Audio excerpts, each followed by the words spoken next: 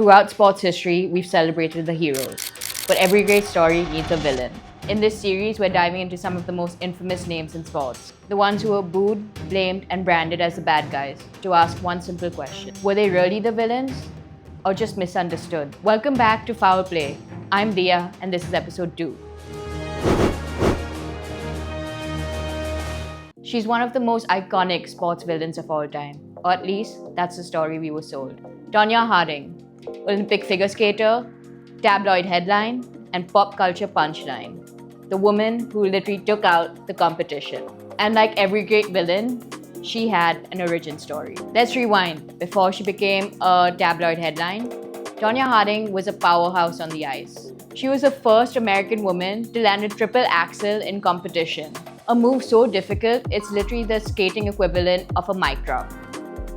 I mean, look at this. Can you do this? I can't do this. I mean, she didn't have the money, she didn't have the costumes, and she didn't fit the pristine princess-like image figure skating was known for. But what she did have was grit, speed, and raw talent. And in a sport that prioritized elegance over athleticism, that made her a threat. Think about the movies. Villains never start out evil. There's always a backstory, some tragic childhood moment, an absentee parent, or I don't know, never getting picked in a group project and deciding world domination was the only logical next step. With Tonya, we got that arc, but in real life. A rough childhood, a mother who was more drill sergeant than parent, bruises, both emotional and physical. She clawed her way into a sport that never wanted her and dared to outshine everyone in it. In her own words, she said, "I've been beaten, I've been cut, I've been burned. I've had bones broken. But I still got up and I still skated." Say what you will, but that's not a villain, that's a survivor. But then came the fall.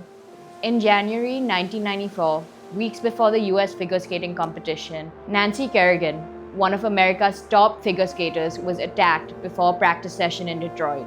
A man struck her on the knee with a baton in an attempt to injure her enough to stop her from competing in the upcoming US figure skating championships. The investigation quickly unraveled a shocking plot. The attack had been orchestrated by Tonya Harding's ex-husband and bodyguard. While Harding denied knowing about the plan, she later pled guilty to hindering the investigation.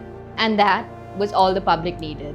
The incident then became one of the biggest scandals in sports history, turning Kerrigan into a symbol of resilience, and Harding into the ultimate skating villain. She never physically hurt anyone, but still, the court of public opinion handed her down a life sentence. She was banned from competitive figure skating for life, stripped of her career, dragged on every talk show, spoofed on SNL. The public wanted someone to blame. They wanted a villain. And the truth, she played it well. The scowl, the "I'm not here to make friends" energy, and the refusal to sob on cue. That's what makes her fascinating. She's not some cartoon villain with a handlebar mustache. She's the messy, complicated anti-hero of her very own public downfall. Maybe Tonya Harding was the villain, but she didn't just break the rules of a sport. She broke the illusion of it, and the sport never forgave her for it. Thank you so much for watching episode 2 of Foul Play.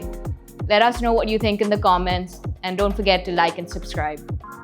See you next time.